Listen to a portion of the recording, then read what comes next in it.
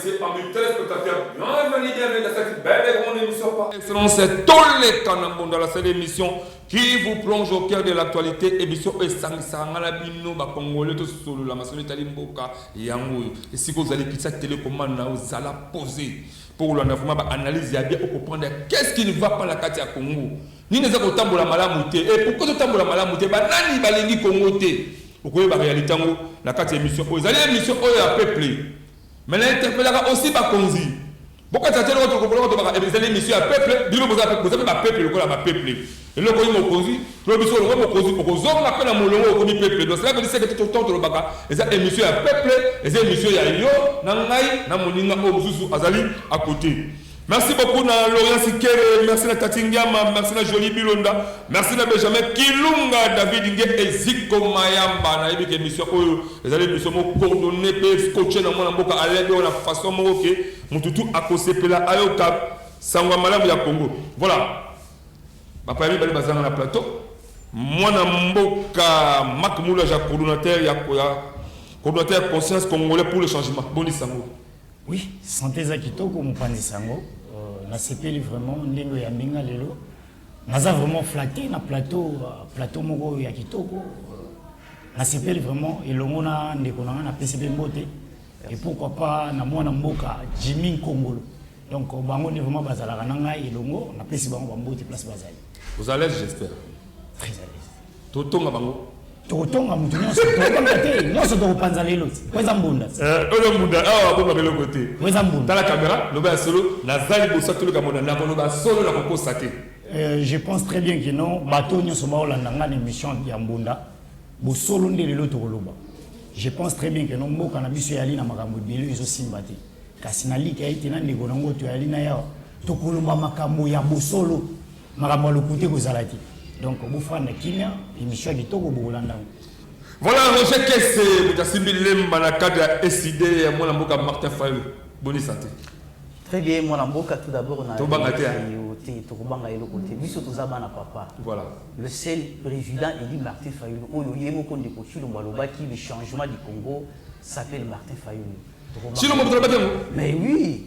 Le changement du Congo s'appelle Martin Fayou. Ah bon? On a profité na micro na bino on a fait monte mingi on a fait monte na décolangai je ne sais pas si ça pour débattre ou bien à la société civile parce que le IDPS a commis la société civile. Vous voyez, nous sommes là le canolé et on compte à la carte seni on va manipuler pour falsifier les résultats du Congo.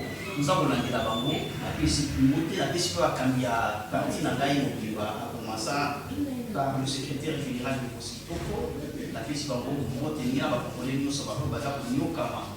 N'a pas acte relatif, il y a un régime en place, la fille Bango voter, tout l'idée ensemble, tout est pour changer la situation sociale et en Canada.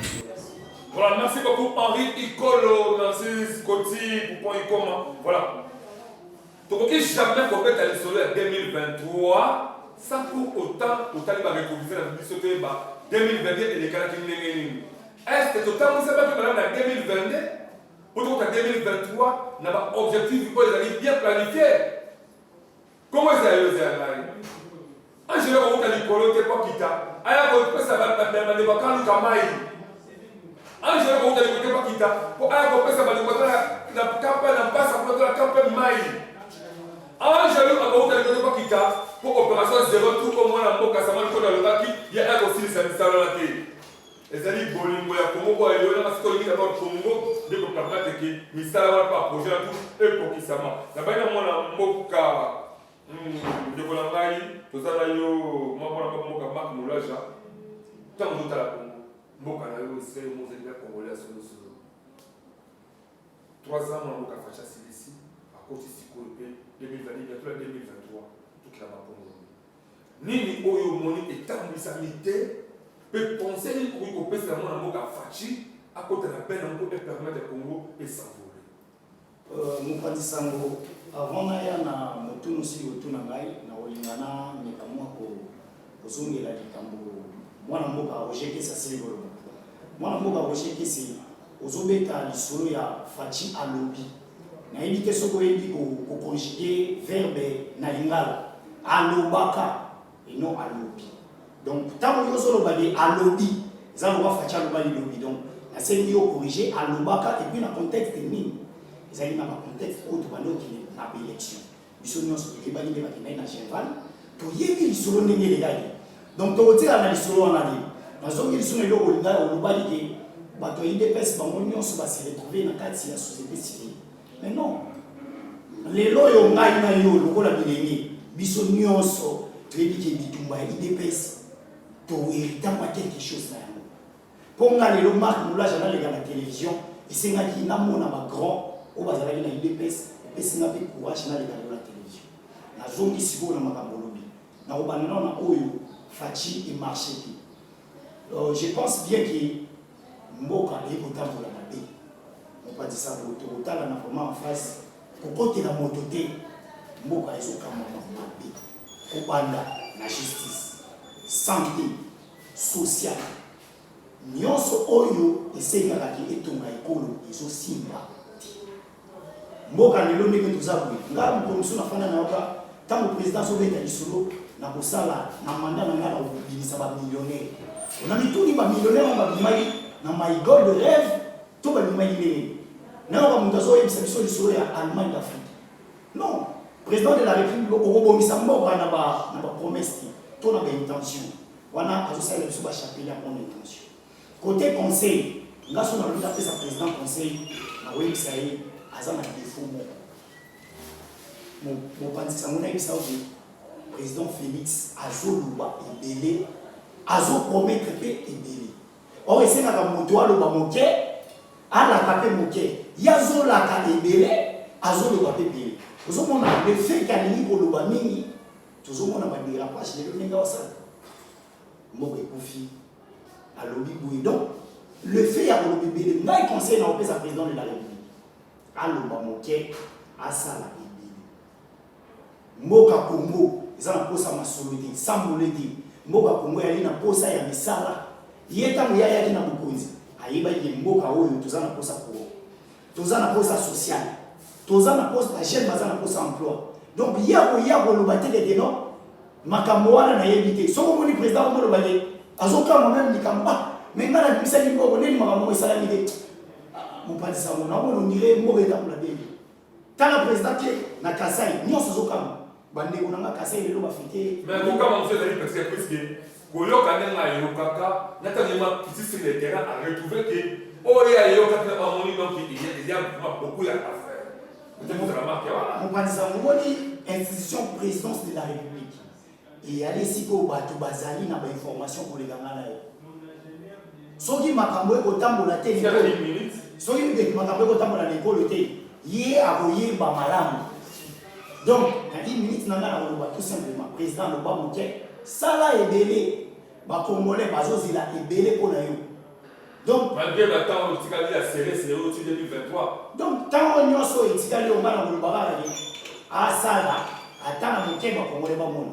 Nyonso ya sili koleka pona ngai ezali échec total. Très bien. Voilà, merci beaucoup. Naye pas d'ailleurs de Bolangai, na mondia que moi na mboka Marc Moulacha donc en tout cas ça tali pour conclusion des accueillants échec total pendant tous ces 3 ans au moins mboka facha ça donc il y a vraiment rien pour état c'est malade donc il possède beaucoup ces années que non moi na mboka fachi aloba mingi qui alors mais assalé et belé peut permettre que ba congolais ba mon vraiment ba réalité ma kende liboso. Alors si quoi on dit là que n'est pas moi na mboka Roger Kessé aux amis mboka parce qu'il a décidé à niveau lemba tout le monde se demande mboka Roger Kessé mboka Roger Kessé na nga beaucoup plus que le papa moi solo na yebi ki yo moi mboka Martin on dit ma je vais fachi mais dis-moi comment c'est yo c'est là ils avaient fachi et ça peut ya moi mboka Martin Fayou le oyo babi tout ça comment le quoi la ligne tout en Égypte moi la nani wa wole limona wa le atela mota to katika mwana bakati to kabole to ndam mama ya mwana lo bidja lo bi te bo pesa yake na mwana boko la mwana et fils ya mwana ngai akula la lo la Congo to kabula Congo te to pesa ko mwana lo kala muta via ngo akumba Congo ata mwana mboka bakati lo ba ko Congo ezali ya kosangana tango tana mboka fati ko le ko sangana kina o le ko lo ka conseiller ko sangana mboka fati malgré ko peut-être toujours bilan négatif. Très bien. naïba kozongela moke lolenge ndeko na nga uti kotenir bapropos na ye ezali ngai na considéré yango ezali incite na ntango aza koloba ke soki biso toza koloba ezali grâce ya idps atikali kodémontre yango te. Comment ça idps na kati ya mboka oyo quelque soit lolenge bazwi bokonzi wana oyo basali oyo ezali soki bake peuple congolais etikali loba ya référence esika oyo il faut pas canceller la bango ils ont soi-disant aux amours pour la société civile pour la clair et net de comprendre il va poser à la mutuna na yo au moins na mboka la biso tozali na trois problèmes oyo sala ke mboka il va kotambola malamu te eloko liboso ezali problème à liboso ezali conscience ya jeunesse. Yami Balé, ils allaient président de la République. Yami Sato, ils allaient mauvaise foi. Au lieu de temps, tous les président de la République, ils allaient au Lengenini. Bah, Oyo sur la côte depuis 2021. Bazalaka toujours reproché na des choses. Oya Liboso, ayebi ko hérité lit ya mutumoko boye soit disant ya papa na ye. Oyo abunda ndeko oza réaliste je pense oza journaliste oyo omenaka investigation na yo sala constant eloko oyo hérité na oyo moko olité gérance na yango ezala lolenge nini. Il y a un sérieux problème de préférence d'ailleurs oyo bakozala héritier ya combat et non héritier biologique pour papa abunda yango faut remercier yo mwana yango mboka eza kozonga sima je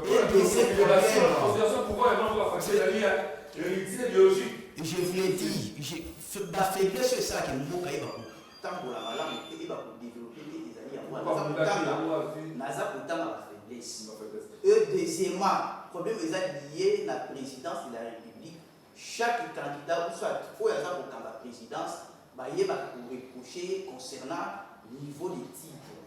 Au moins niveau d'instruction qu'on néglige à voter, ils allaient capital. Nous à la posa, aïe bako kamba, faut yémo qu'on arrive à la conscience, aïe l'eau pour oyo, aza ça. Parce que au tala, pouvoir où ils allaient lié na institution président de la République, en tout cas, Congo et Koki jamais pour ça où ils allaient l'eau. Tant que vous avez le président Mokoboué, bah candidat pour la corruption. En cours, il y a procès, il y a admis à l'objet que mon toit a sérieux, a honnête. Il y a un sérieux problème.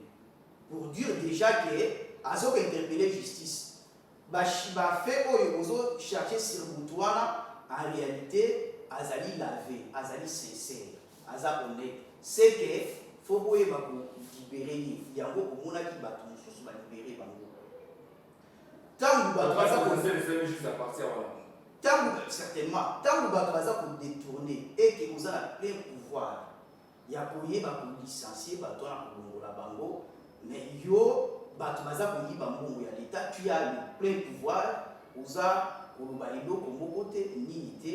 Donc, au niveau de la présidence de la République, il y a un problème sérieux. Deuxième problème, on a tangaki, ils allaient à conscience et à jeunesse. Au moins, on a même l'IBECO et reconnaître le pouvoir au travail. Mais au comment on a la gêne, dès que la fin du mois, nous avons ça la mabe, nous avons mais baza pour dire, baza pour bêta ma côté, nous aza malamu, aza sérieux botikaye, aza charlement politique. Nyon soana baza pour lutter pour que baluke la bango, mutuana que la bango moi musala moi ni pourtant aza droit naie, à koki ko revendiquer en gros valablement. Tala bantu valer tout ça en eux, troisième des choses, ils allaient en mauvaise foi. Alors, permettez, na sepela kamakasi, na bato bazaka mitunke, po bazaka maye mingi. Exemple na kozwa ya Patrick Mouyaya. Oyebi a constaté DG moko songolo pakala. Aza ko déranger l'intérêt général. A dit non, je ne peux jamais supporter que Moutouala a continué na ali ou ali azango. A eu décision, vie la constitution, vie loi organique, vie, telle, a destitué. C'est ça. Tous les senga, tous la poste, tous la consumoko, bah, eux, baza, courageux. bayeba kotambwisa mboka.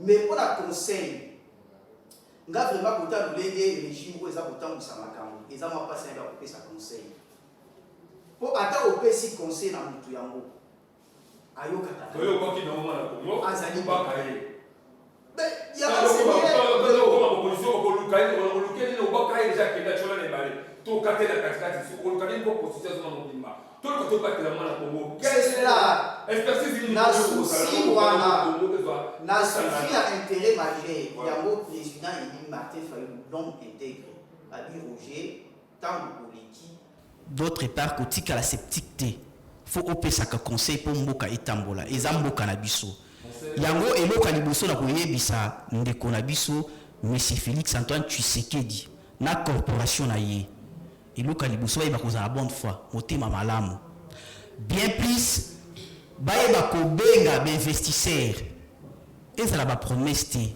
ya maloba te mais on opesa conseil ndeko oso ke na oso so ba arme pour ba ko bombarder même idée na yo tika na loba obina pesa conseil ayeba ko benga ba investisseur baya na place obo lukama ba biloko etonda formo libanda bosima ba bateau de pêche bosima sa problème na est kuna bo lukata bo sa la répartition ya budget bo pesi moi budget mo consistant na secteur ya sécurité, c'est-à-dire na département où ils ont considéré sécurité. Bozima mo consistant, bo pesi secteur ya agriculture. Mais je vous l'ai dit, nazo pesa conseil. C'est bon, merci beaucoup. Voilà, merci beaucoup. On va continuer toujours la carte émission pour tout le monde 2022, 2021, 2019, 2019. Alors, tout cas, qu'est-ce qui n'a pas marché? Alors, vous allez coordonnateur, il y a conscience congolaise surtout. La conscience congolaise, tant que vous avez la conscience congolaise pour le changement. Est-ce qu'on peut dire réellement que le développement congolais, conscience est un niveau élevé pour permettre de changer le Congo?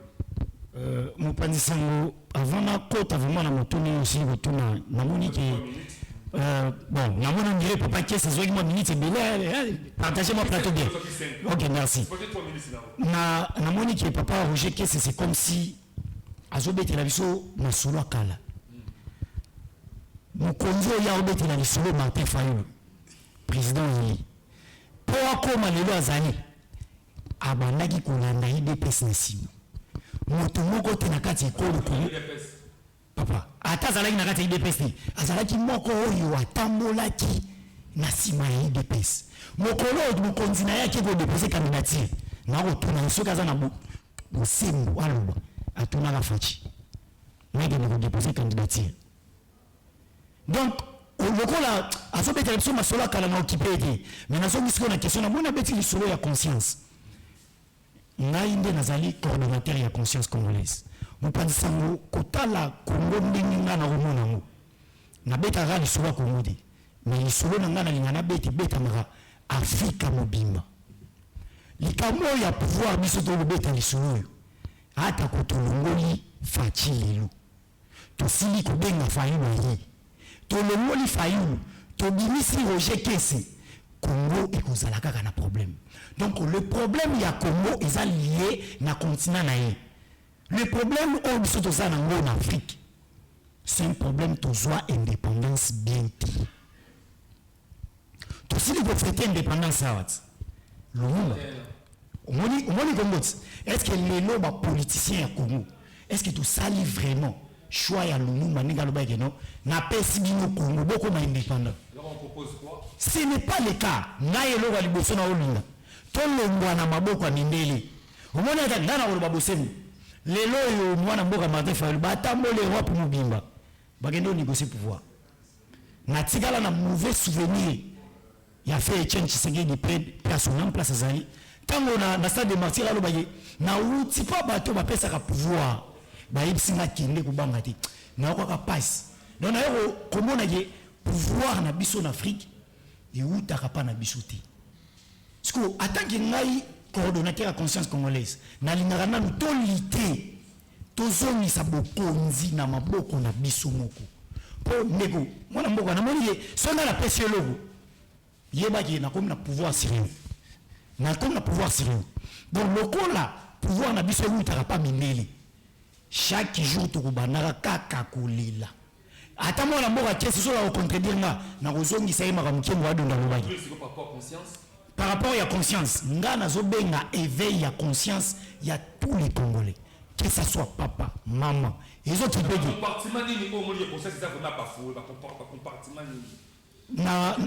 na webisolo moko Congolais tala no bizali nga no soto kitika na shena omona moto ameli mai na ye nakata mutu gazui ko pabo akili bana pa Sacha Boaki. Bon, qu'est-ce que ça veut dire peto ndeni? Tangu ngana uzwa conscience na yebije, salite ngana kutango ati na bomba kupana ngai. Tonga na yebije, mbongo weza na libenga leta na uzwa ti. Oyo na yebije na zui na kiela cité na ko corrompre te. Il faut na zala na mériter ba point na ngai. Omona ke Congo iko changer. Mais soki kaka to continuer na aliro to gende. Mopanzi sangona lo ba to kolela kaka. Voilà. Merci beaucoup, les gars. Qu'est-ce que vous avez dit? Moi, j'espère que vous avez la conscience aux élèves. Pour ta étudiant, on a presque ébélé la cabine de la salle. La base de la cicatrice, la entreprise, tout le cas, va situer à la boca. Yo étant que élève, Nini, est-ce que va officiel pour la confiance, c'est pas une nouvelle classe politique qui est au cours de la taxe tournée. Merci mon amboukadewa pour na zonga moke na yebi ke tango ezamingite na propos ndeko na linga ki na yebisa ke soki président élu Martin Fayulu l'homme intégré au mona ki na bisika oyo bato ya IDPS bazalaki ezapo azaki membre ya IDPS te mais azalaki kolanda vision ya Etienne Tshisekedi c'est ça et yeba ke soki ozali incompétent kolingate osangisa bato nyonso bazala incompétent lokola yote na yebisi ba congolais na yebisi monde entier na 2023 ce qui peuple congolais a renouvelé confiance na ye et pas ya président élu Martin Fayulu yeba que dans un mois kimia ekokota ba secteur nyonso ya mboka na biso zala tranquille pour lelo boye ndeko Martin Fayulu c'est pas n'importe qui. Ne pensez pas que ma voyage n'a eu le lingue ne continue le moiseau qui pouvoir que yé azako kene la logique ou anate yé confiance na yé après ça kana peuple congolais point barre.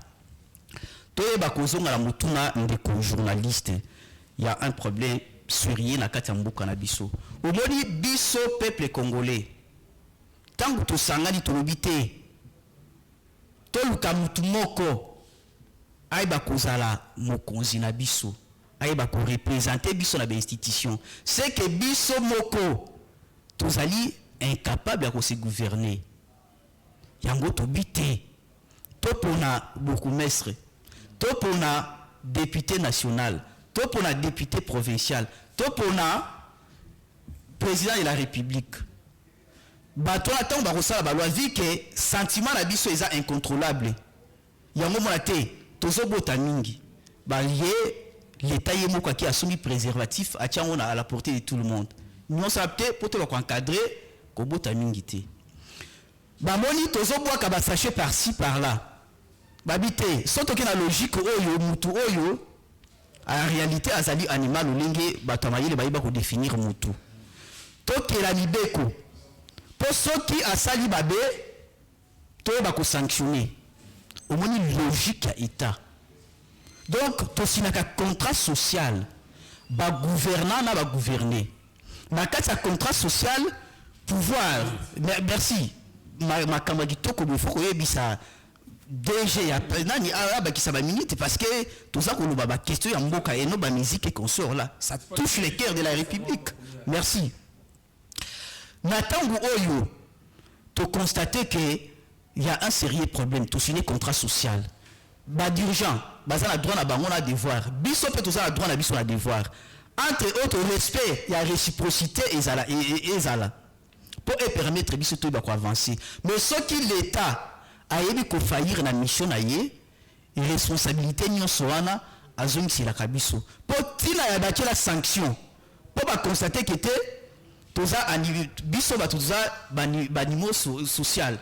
Dans le cas d'espèce, faut luka antidote moko boye pe ba encadrer penser na biso yango mona ba tia mibeko ba tia pe na sanction bango nde faut bayeba ko renforcer contrôle. Point barre. Parce que ceux qui bango basa na contrôle. Prenez les cas. Oyebi ke bo a loyer ezali. Ils ont réglementé garantie locative na 3 mois, 6 mois selon l'échelon yanda kozo futela. Mais les lobes ceux qui ok sur le plan pratique batu mususu basenga ka 10 mois.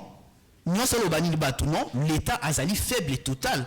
Aza ko assumer ba responsabilité na yete. Faut ayeba. Ah mais oui. Faut yeba ko renforcer. Oui. Et donc, à Liboso, il y a renforcer le contrôle de l'administration. Donc, partout, on a un pôle union administratif, il y a renforcer le contrôle pour permettre à ce que Mboka ait un tambola. Voilà,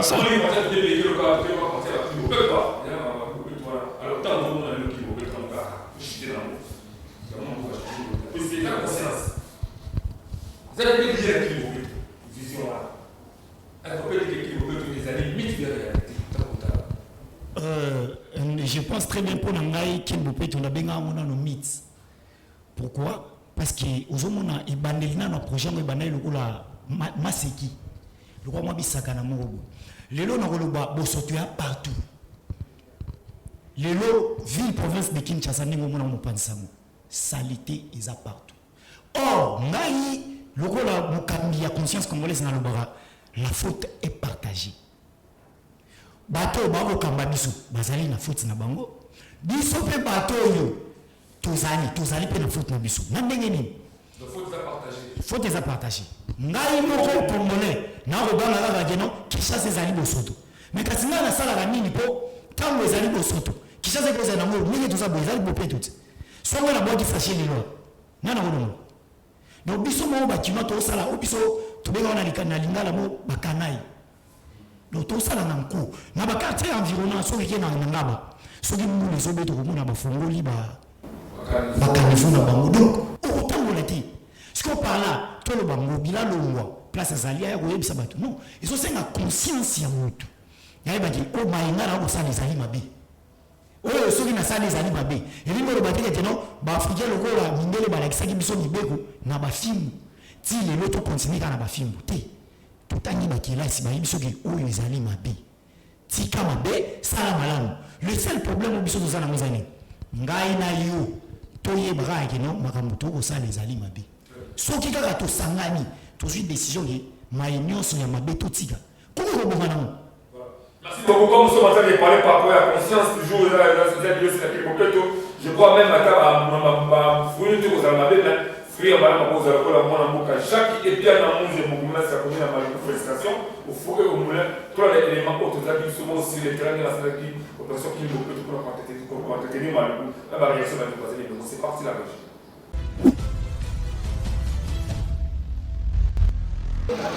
Awa bomoni biso toana kati ya Kinbopeto toyeko soutenir bourgmestre biso Jacques Munze na cadre ya Kinbopeto tozo soutenir pe papa Gentini Ngobila na cadre ya Kinbopeto na commune Maluku biso ekataka te chaque samedi tosala kango ko bande liti suka tosala Kinbopeto tozo soutenir bokonzi na biso pe papa Gentini pour la Kinbopeto oyo tolingi mboka na biso ezala soin ezala malamu avant mutu mususu ya bongisa bino faut mobile mo bongisa nano esika o bozali après mutu mususu ya sunga bino na o etikali yango biso tozo sunga bourgmestre na biso Jacques Munze pour la Kinbopeto chaque samedi tozalaka kaka tolembaka te tozaka makasi pour la Kinbopeto na commune Maluku toza numéro 1 na Kinbopeto na commune Maluku oyo pe Kinshasa mobimba toza numéro 1 na Kinbopeto to soutenir papa Gentini Ngobila pe na bourgmestre na biso Jacques Munze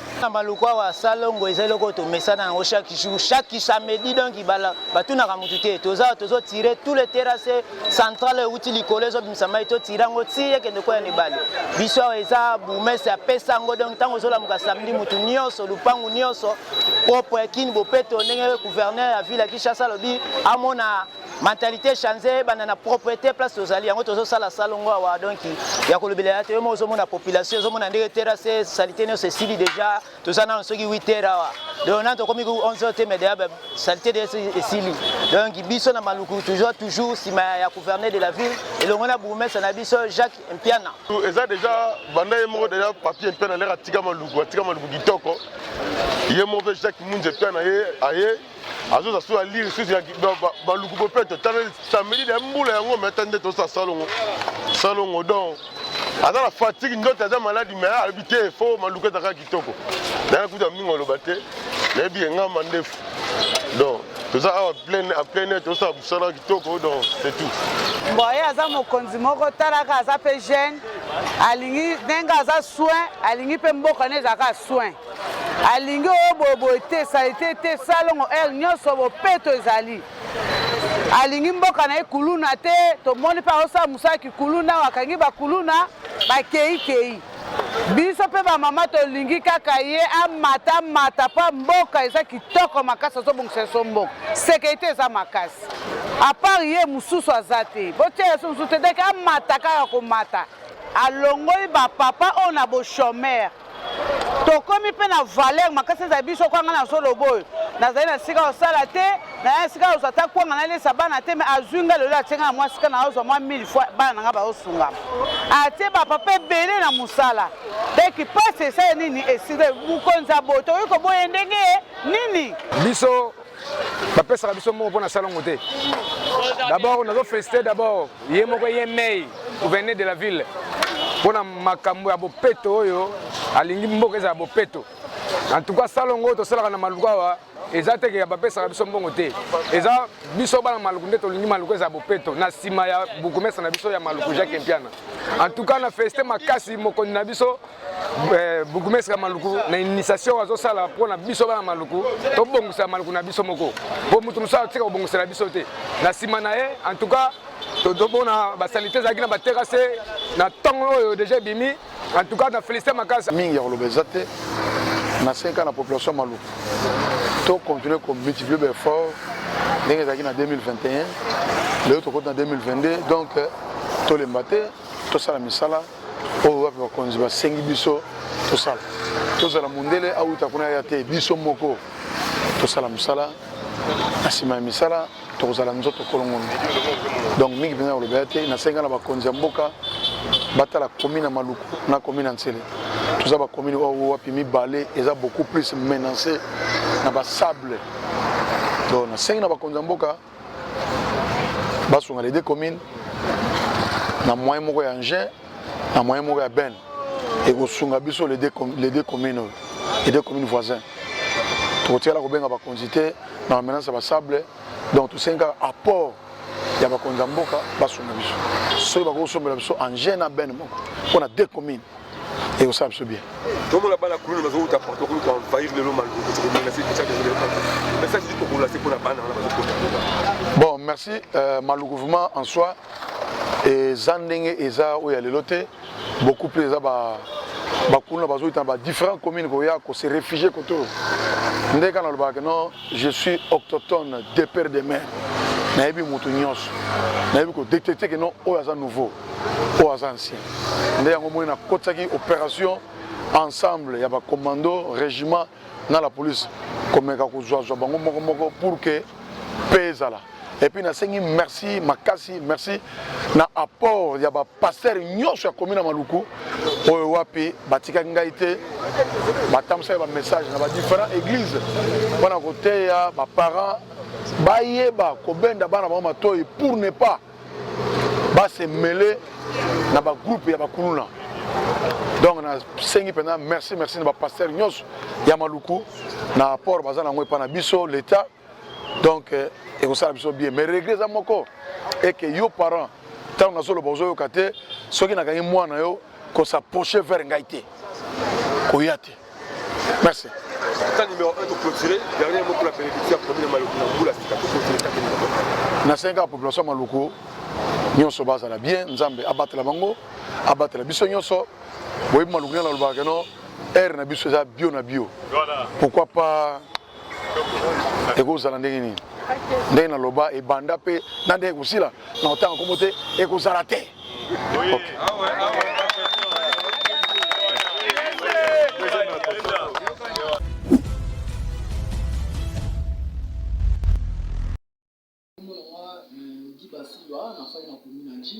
na quartier nazali mwanji ya Tongo. Voilà, nazali auditeur ya émission to leka na mbunda.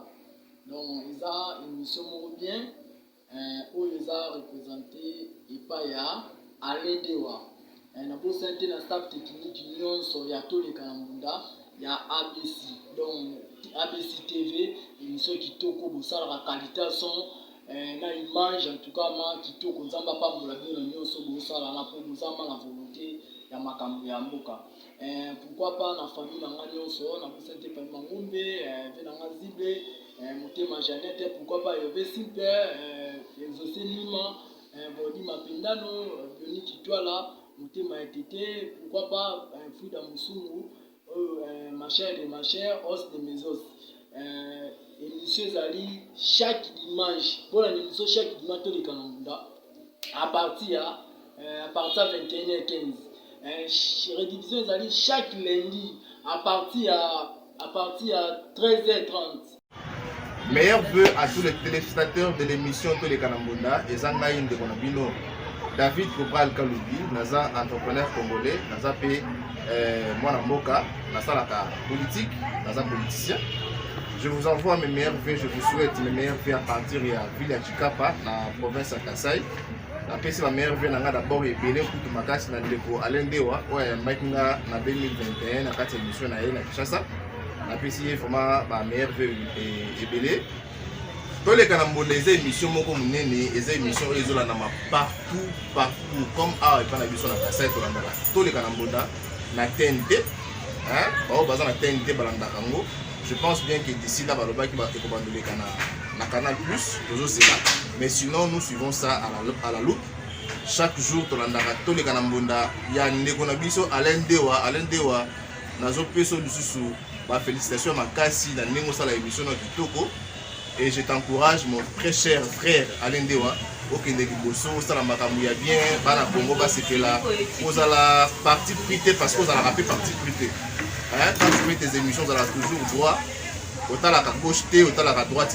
C'est comme ça. Nous voulons des gens comme ça, des journalistes patriotes. Les journalistes, par rapport, il y a attente de la population. Et non par rapport à la manipulation, il y a des hommes politiques. C'est ça. Ma meilleure vie dans les Congolais, de partout. J'ai un message vraiment très bref pour les jeunes entrepreneurs. Là, je profite d'ailleurs de cette caméra pour demander à tous les jeunes pour l'entrepreneuriat. Au début, est-ce que vous mais moi je vous dis, parce que parce que tu peux d'abord confiance dans le monde. C'est ce que je vous prie en tant que Congolais, faites-vous d'abord confiance. Et le reste, nous allons ça. Derrière tous ces plateaux exceptionnels de votre belle économie, sur par excellence, c'est tous les canaux de la seule émission qui vous plonge au cœur de l'actualité. Moi, je vais vous dire que c'est foire. Ils ont lié les économiques qu'ils ont abandonné. Si les gens ont boulevard, le Mumba, papa, pour la société de Messicana. Qu'est-ce qu'on peut le dire par rapport à ça? Ndeko, et pas dans d'ailleurs, on a toujours quadriller responsabilité. Vous avez la conscience là. C'est ça. Quadriller responsabilité et pas dans la mission. Nous sommes les alliés faiblesses, n'a pas connu. Il y a aussi un bateau à commandement. Le lait des voisins pour nous voir. Donc ça n'a rien à voir. Oh, vous pouvez se voir. Le logo et vous pouvez se voir l'expression juridique. À la vérité. À la pouvoir pour contracter. N'a pas partenaire par-ci par-là. Pour signer un véritable contrat pour un compartiment ici car on y est à Zapotam. Les logo, même si vous avez le poubelle et consort là, il y a un logo à boîte qui a.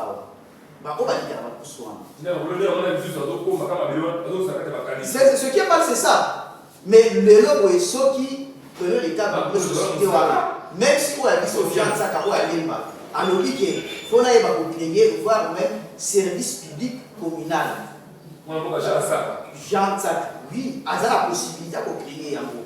À créer, avoir le but que chaque fin du mois, 2000. Pour service, chaque samedi, pour la sanité, pour transformer la sanité.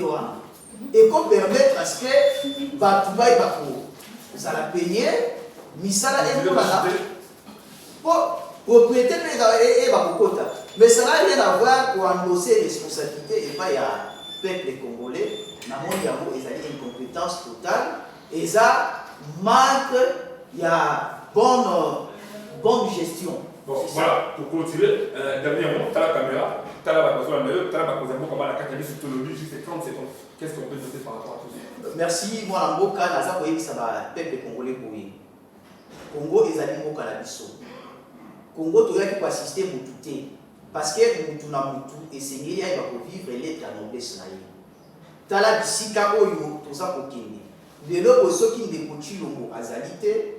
En tout cas, référence na l'administration, la passage aux alatés, sauf que ma voyage. Ma promesse. Aïe, biso ram injustifié. Aïe, biso my God du rêve. Tu es venu tout dans ma coloté, bah tu me soucies bambou la bambou qui n'a pas mis sous peu à couper pour la my God du rêve wana. Yango éveille à conscience. Kolanda moutoute parce que Aza soi-disant fils du tiroir. Moi la province na bino boye na bo lelo boye ba o bazana cité à Tamboso. Et là, on a ça na Congo, absolument rien. Il y a un peu de sabino, beaucoup agir na sentiment. S'il s'agit de sanctionner, beaucoup va sanctionner. Et il y a des gens qui ont chance. Quand il y a chance, les ateliers, qui pour ça va tomber sous chance, pour eux, vivre les chances, on a payé le moko. Les amis, quand il y a conscience, en 2023, vous allez mobiliser la ciment. Il y a Martin Fayou, m'a dit pour que tu aies la mauvaise classe politique.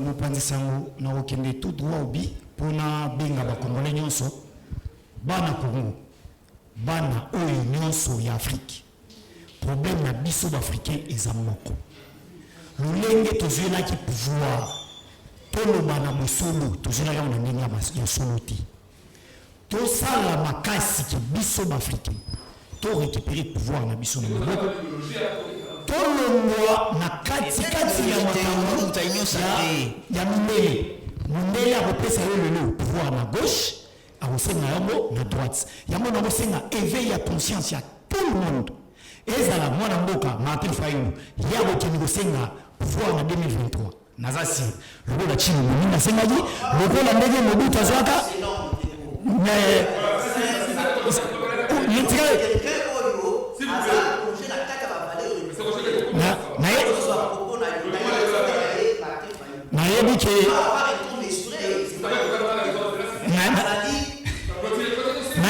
nayebi ke bango batalamuka bakoka kosupporte te donc mpo na ngai merci beaucoup osilisi merci aza valer na retenir ke Martin Fayulu aza valer donc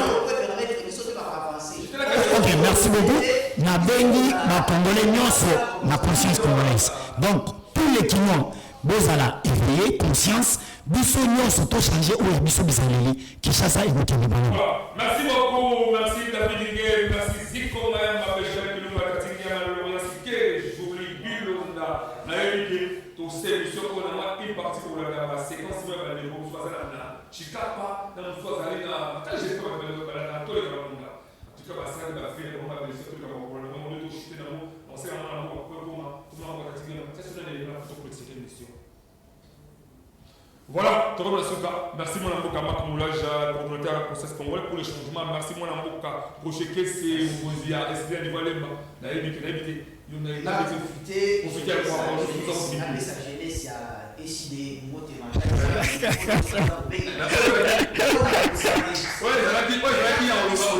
voilà, ça n'est fini.